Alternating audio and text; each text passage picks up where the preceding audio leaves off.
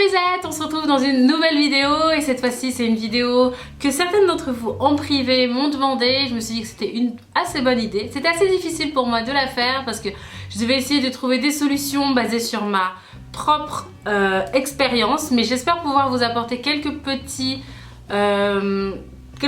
astuces. Je préfère le dire, je ne suis pas une spécialiste, je parle qu'en connaissance de ce que moi j'ai traversé dans mes différentes relations amoureuses pour vous donner des conseils que j'ai fini par accumuler au fur et à mesure de m'être pris certaines tartes. Et c'est parti pour tout de suite la vidéo sur les ex.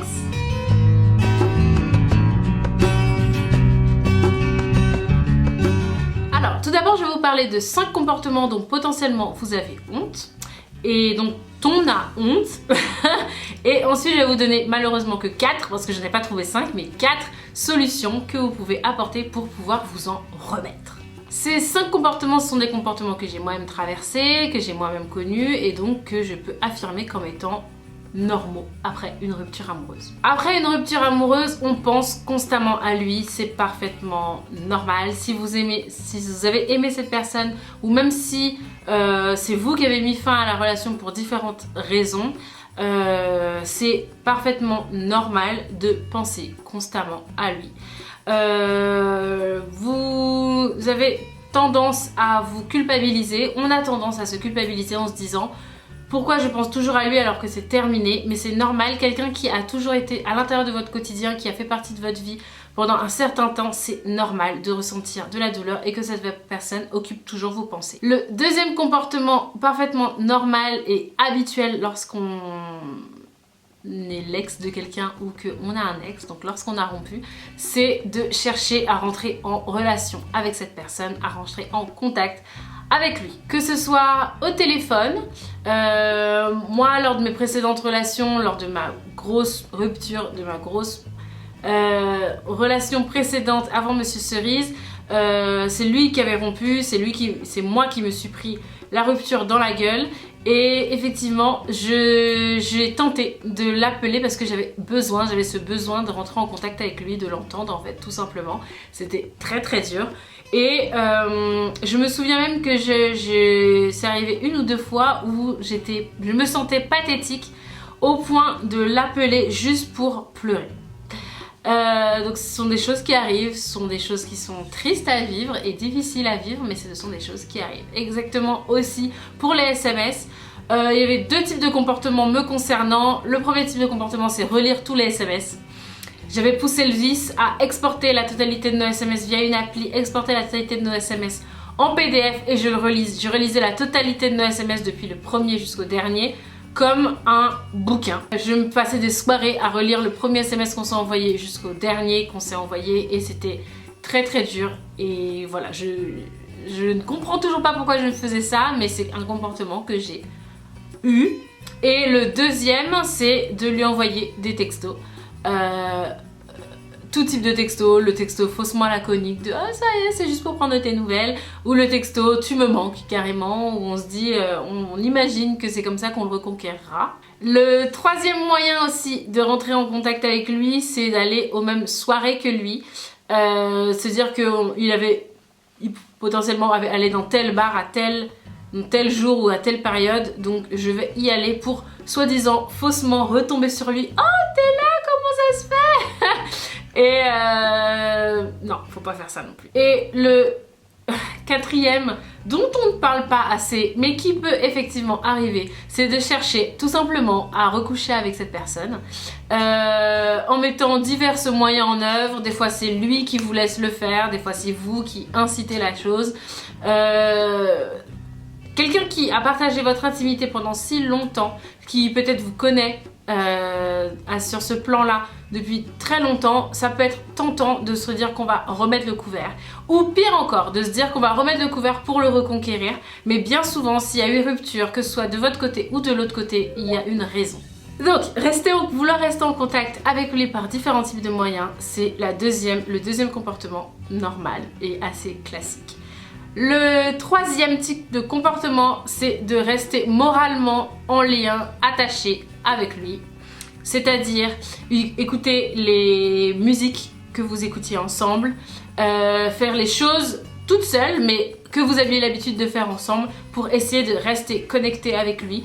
Pire encore, le stalker sur les réseaux sociaux pour essayer en fait finalement de garder un lien, ne serait-ce qu'infime, ne serait-ce que minable même, avec lui. Et en fait c'est tout aussi normal.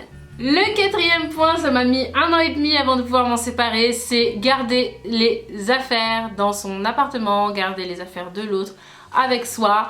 Moi, il est parti en me disant qu'il allait revenir, donc c'était encore pire parce que en fait il est jamais revenu. C'était juste un moyen assez lâche de se séparer de moi, mais moi je me suis accrochée à ça comme un espoir, et donc en fait j'ai laissé toutes ces affaires chez moi à la place où il les avait laissées, donc c'est à dire brosse à dents, parfum, caleçons dans mon armoire, dans mon armoire, certains de ses t-shirts, des bouquins à lui, vraiment comme si il allait revenir, et en fait il n'est jamais revenu. Ça m'a mis 1 an et demi effectivement à pouvoir acheter un carton. Je suis allée à la poste comme une grande fille. J'ai acheté un carton dans lequel j'ai mis toutes ces affaires qui étaient restées chez lui, chez moi je veux dire, et je lui ai envoyé. Ça m'a... c'était thérapeutique pour moi de le faire, et voilà. Mais pendant un long moment c'était très difficile, voire totalement impossible en fait, de me séparer de ces affaires. C'était comme des sortes de petits talismans de lui ou de notre relation passée dans mon appartement. Donc si vous en êtes là, c'est aussi normal. Et le pire donc certainement c'est normal d'en avoir honte, mais en même temps c'est pas normal d'en avoir honte parce que on est un certain nombre à faire ça. C'est sortir avec des mecs qui lui ressemblent. 1 an et demi, un an après, non un peu moins d'1 an après être...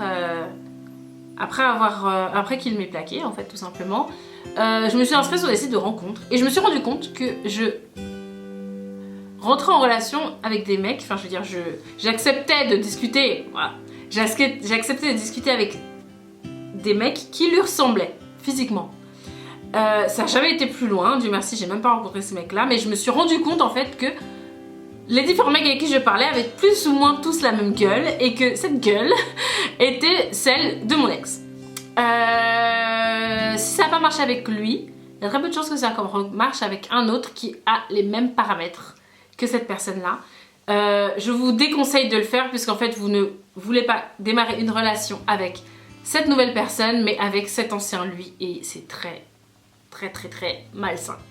Les 5 types de comportements que je viens de montrer, dont je viens de vous parler, ce sont des comportements donc normaux. Il faut être assez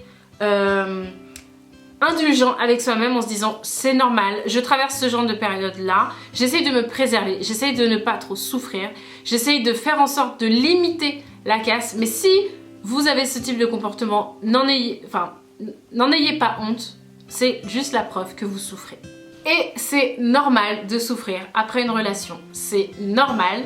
N'absorbez pas votre rupture, n'absorbez pas en vous disant j'arrête de pleurer, c'est pas normal d'avoir mal, c'est normal d'avoir mal. Et c'est normal de ressentir ça vis-à-vis de son ex. Les 4 solutions que je propose pour essayer de s'en remettre, de passer outre cet ex. La première solution, c'est au lieu de penser à lui, pensez à vous.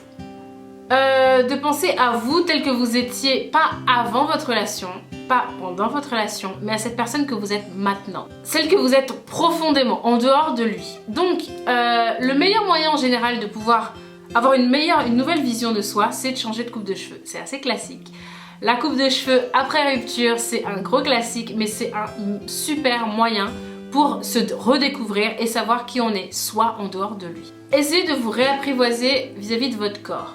Que ce soit, faites ce que vous avez toujours voulu faire, mais que le fait d'être en couple a peut-être empêché. C'est-à-dire par exemple si c'est un régime, si c'est faire du sport, je conseille le sport plus que le régime, mais réapprivoisez votre corps en dehors de lui, en dehors de cette relation, en dehors de votre ex. Et surtout ne le faites pas, parce que voilà, l'esprit retord nous les filles, ne le faites pas pour essayer de le reconquérir. N'essayez pas de vous dire je vais devenir mince parce qu'il a toujours voulu que je sois mince et que j'ai jamais été assez mince et que du coup je vais être mince pour lui. Non. Faites-le pour vous, qui vous voulez être vous.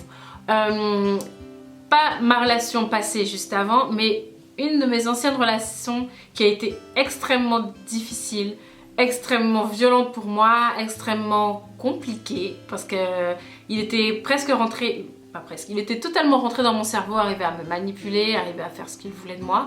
Et j'ai eu énormément de mal à me remettre de cette relation-là parce que je n'arrivais plus à dissocier qui j'étais. Et en fait, ce mec-là trouvait que j'étais jamais assez mince. Et il avait même changé, voilà, la perception que j'avais de moi-même. En fait, quand j'étais toute mince, c'était il y a 10 ans, j'étais toute mince à la fin de cette relation-là, j'étais vraiment presque maigre, je vais dire. Et en fait, en sortir de cette relation, je me suis rendu compte que j'étais pas heureuse comme ça et que les comportements alimentaires que j'avais étaient vraiment initiés à cause de cette personne-là, à cause de lui. Et du coup, j'ai repris du poids pour moi et j'étais plus en accord avec moi-même. Voilà. Changez votre routine. Troisième conseil, toujours dans cette histoire de penser à vous, changez votre routine. Si vous avez une manière de fonctionner, de vivre vos soirées avec lui, et découvrez-en une nouvelle juste pour vous. Si vous avez habité avec lui et que donc du coup il y a des objets de déco ou une déco qui était pensée à deux et que maintenant vous êtes toute seule dans cet appartement, je vous conseille économiser déjà et refaites petit à petit la déco telle qu'elle vous satisfait vous. Le deuxième conseil, la deuxième solution, c'est voyez du monde en dehors de lui. C'est-à-dire, si vous avez des amis en commun, je vous conseille peut-être de mettre une pause ou alors de les avertir que vous ne voulez plus entendre parler de lui, de sa vie, de vraiment faire un clivage. Voyez des gens en dehors de cette personne, en dehors de votre entourage passé, en dehors de ses amis à lui. Sortez, voyez du monde. Inscrivez-vous à des clubs, par exemple des clubs, j'en sais rien moi, des clubs de lecture, des clubs de cuisine, des clubs de couture. Ça peut vous faire découvrir d'autres personnes, d'autres passions, d'autres environnements en dehors de cette relation-là, de cet ex-là. Revoyez vos copines. Moi je sais que j'ai un peu cette tendance à me refermer sur moi-même lorsque je suis en couple et à peut-être mettre de côté certaines de mes copines, etc. parce que je veux passer tout le temps possible avec la personne que j'aime. Et lorsqu'on se retrouve seul, on se rend compte qu'on n'a plus d'amis. Reconnectez-vous avec vos copines dont le lien s'est un peu distendu à cause de cette relation. Reconnectez-vous. Si ça vous apporte du bonheur, si c'est ce dont vous avez besoin, faites-le. Et lorsque maintenant vous avez peut-être plus de temps aussi pour vous, puisqu'il n'y a plus cette personne qui vous attend potentiellement à la maison ou vous avez des programmes ensemble, peut-être aussi vous rapprocher de vos collègues aussi pour avoir des nouvelles relations au travail, des nouvelles perspectives, des nouveaux horizons, toujours en dehors de cette personne-là. C'est toujours dans la même logique de savoir qu'est-ce qui vous plaît vraiment. Essayez, troisième solution, d'être heureuse seule. C'est-à-dire que moi je me suis rendu compte à la fin de ma toute dernière relation avant Monsieur Cerise que j'écoutais beaucoup de musique que lui m'avait fait découvrir et après cette rupture je n'écoutais plus que sa musique et il détestait tout ce qui était R&B, rap, etc. et il avait fini par me complexer d'écouter cette musique. Du coup je n'écoutais plus du tout, même Zouk, je n'écoutais plus du tout, j'étais devenue assez snob sur cette musique alors que foncièrement c'est une musique que j'aimais beaucoup. À chaque fois que j'écoutais des morceaux de soul, il me critiquait, il se moquait, etc. Et vu que c'était la personne que j'aimais, c'était assez confus, mais je n'écoutais plus du tout ce type de musique. Bah alors, j'ai réécouté et je me suis rendu compte que j'aimais trop en fait et que j'aime vraiment et que je n'ai pas à en avoir honte en fait. Donc je me suis remise à écouter pleinement la musique que j'aime. Et aussi, certaines musiques qu'il m'avait fait découvrir, par exemple un type de rock particulier qui s'appelle le shoegazing par exemple, c'est un rock très doux, très doux. C'est lui qui me l'avait fait découvrir, mais je l'aimais vraiment. Pas parce qu'il aimait, mais parce que j'aimais moi. D'autres sons, d'autres musiques que du coup, j'écoutais du punk rock par exemple, mais c'était à cause de lui. Et en fait, en l'écoutant toute seule, sans penser à lui, je me suis rendu compte qu'en fait j'aime pas cette musique, donc j'ai tout simplement arrêté d'écouter. Voilà, essayez de vous recentrer sur vous-même et faire le tri entre ce que vous aimez vraiment, ce qui vous a fait découvrir et que vous aimez vraiment, ou ce qui vous a fait découvrir que vous aimez parce que lui l'aimait. Voilà. Et enfin, en quatrième solution, et seulement à ce moment-là, quand vous vous sentirez super prête, de prendre le temps de s'ouvrir à de nouvelles relations possibles, sans vous mettre la pression, sans vous dire que vous êtes seule, sans vous dire que vous êtes vieille, sans vous dire que le temps passe, etc. On s'en fout du temps. D'accord? Les mecs ne se posent jamais cette question-là de temps. Alors nous aussi, arrêtons de nous mettre une pression vis-à-vis du temps qui passe. Vous êtes belle, que vous ayez quelqu'un à 21 ou que vous ayez quelqu'un à 43, c'est pareil. Tant que vous êtes heureuse, c'est le plus important. Donc ne vous mettez pas de pression. Si vous avez besoin de 4 ans de célibat, moi j'en ai besoin de 2 et demi. Prenez ce temps-là pour vous. Prenez ce temps-là pour pour respirer, pour reconnecter avec qui vous êtes. Et petit à petit, se dire bon, ok, si on vous présente quelqu'un, que vous sentez bien la chose, vous vous dites pourquoi pas. Mais voilà, prenez votre temps. Prenez votre temps. Voilà les filles, j'espère que cette vidéo vous a plu, j'espère que ça pourra vous aider. je ne parle qu'en connaissance de moi, ma propre expérience, de moi, ce qui a marché sur moi. Je suis pas un génie. Si vous avez d'autres idées, d'autres conseils, n'hésitez pas à le mettre en commentaire. Et voilà, je vous remercie d'être toujours plus nombreuses sur ma chaîne. Si vous avez aimé cette vidéo, n'hésitez pas à vous abonner, ça ne coûte rien, ça me fait que du bien, que du plaisir. Et vous participez à être dans une grande communauté de 40 000 cerisettes qui sont toujours de bonne humeur et toujours positivement orientées. Donc allez-y. Abonnez-vous également à mes réseaux sociaux, j'essaie de vous partager le plus de joie, le plus de soleil, le plus de bonheur possible. Donc n'hésitez pas à vous abonner à Instagram et à Twitter aussi ou à Facebook. Et puis voilà, je vous fais des gros bisous et à très vite pour une nouvelle vidéo.